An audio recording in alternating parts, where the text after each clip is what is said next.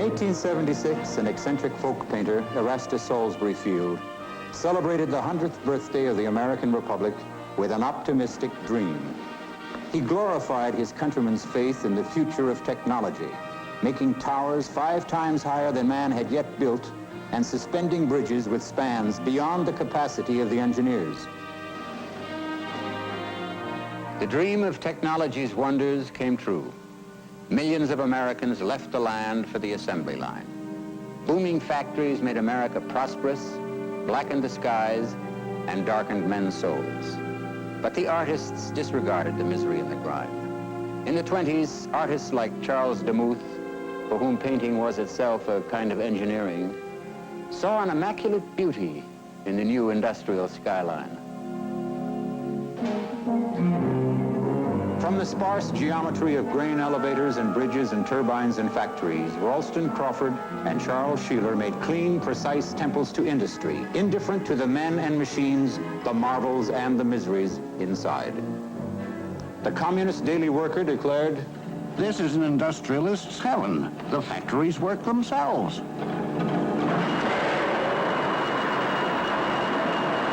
Reality was less immaculate and impersonal.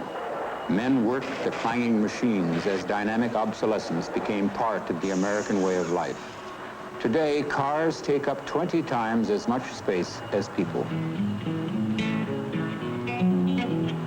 Take me riding in the car, take me riding in the car, take you riding in the car, I'll take you riding in the car.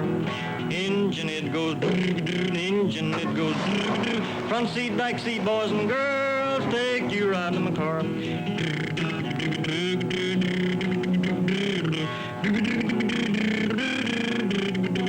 Two cars in every garage. To Americans, the car became a status symbol, an extra living room, dining room, bedroom. It became an idol to be cared for. But the artist stood apart from society. He rejected the American dream of the automobile. He didn't take the car seriously. To Jason Seeley, the shiny metal was a material for sculpture instead of wood or bronze or stone. The sculptor said, "I employ bumpers, which to me are inspirational." But the inspiration has nothing to do with the car, just as the machine-like forms of James Wines are not glorifications of the giant machines of industry, like those that dig for coal.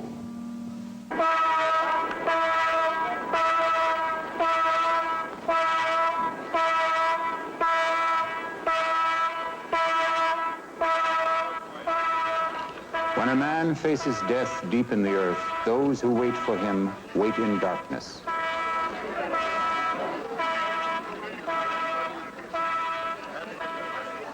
Ben Shann's women wait forever.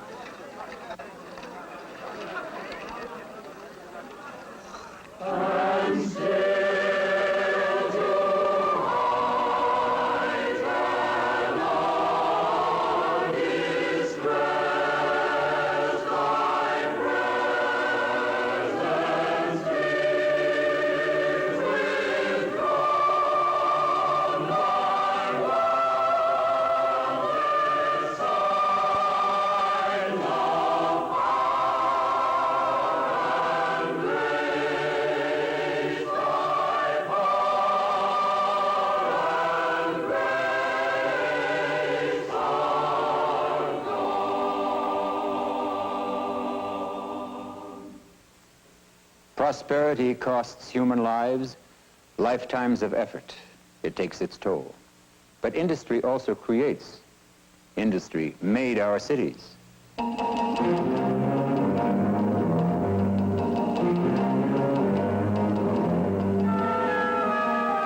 tempo of the cities was fast. They drew ideas, enterprise, talent into their vortices and shaped our culture.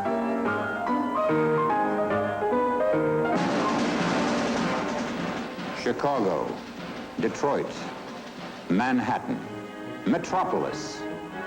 Walt Whitman called New York An island 16 miles long, solid founded, numberless crowded streets, high growths of iron, slender, strong, light, splendidly uprising.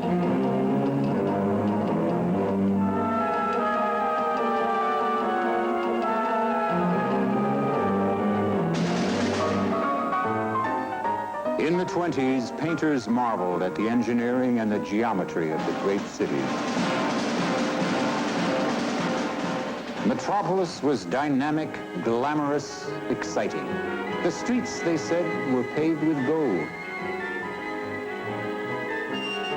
Today, 3 out of every 4 of us live in cities, like John Marin's Manhattan.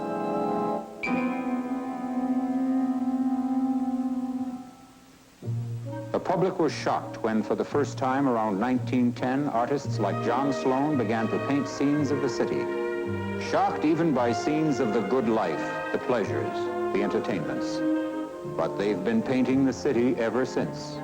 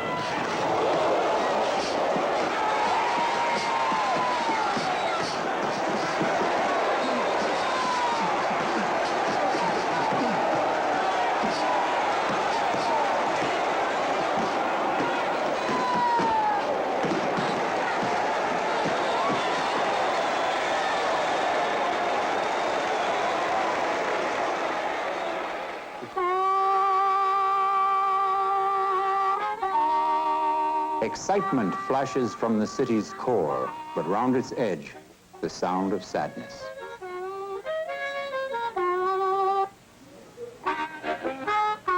Painter Jacob Lawrence observed that melancholy edge. Got no mother, got no father, I no sister, not my brother. This a mean world to try to live it, try to stay here till we die.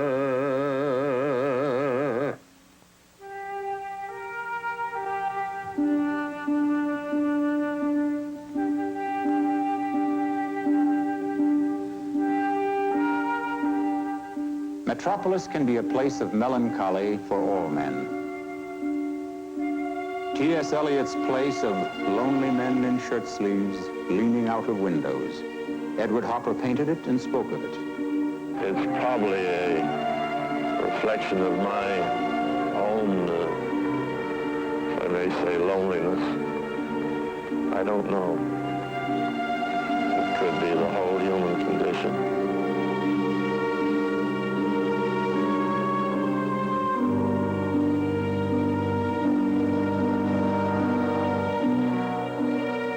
Cities have slums and poverty, unemployment and hopelessness. Especially in the 30s, angry painters like Ben Shahn and Philip Evergood exposed these ills.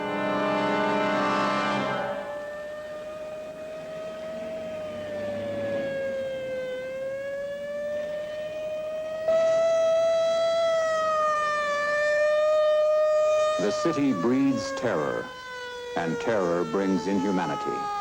20 years ago, Louis Guglielmi's ominous street scene foreshadowed the violence of the 60s. At 3:20 a.m. this morning, Miss Catherine Genovese was stabbed on the corner of Lefferts Boulevard and Austin Street in Queens, New York. 38 of her neighbors witnessed the attack.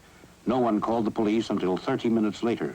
By that time, Miss Genovese had received multiple stab wounds and was dead.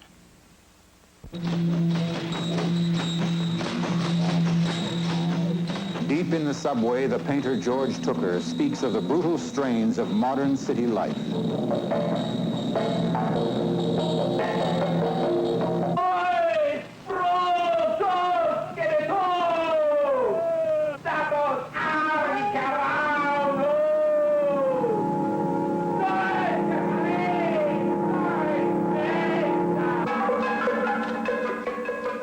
Donald Bullard said, All lines are running late to heaven and hell. Canarsie, Harlem, Yorktown, and the Narrows. Sing, messenger, above the IRT. Violence, pounding pressure, terror, tension. But the city is still the powerhouse, the goal, the frontier, the challenge.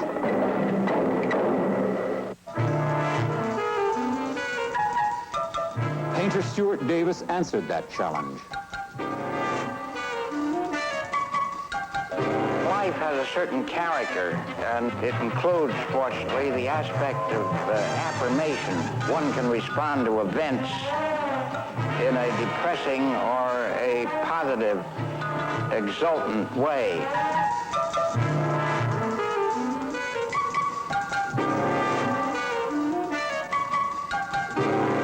American architecture, which has its own character, unplanned character.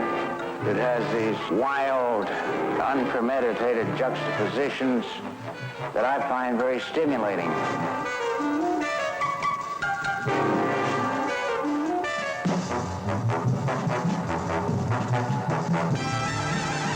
Jazz music.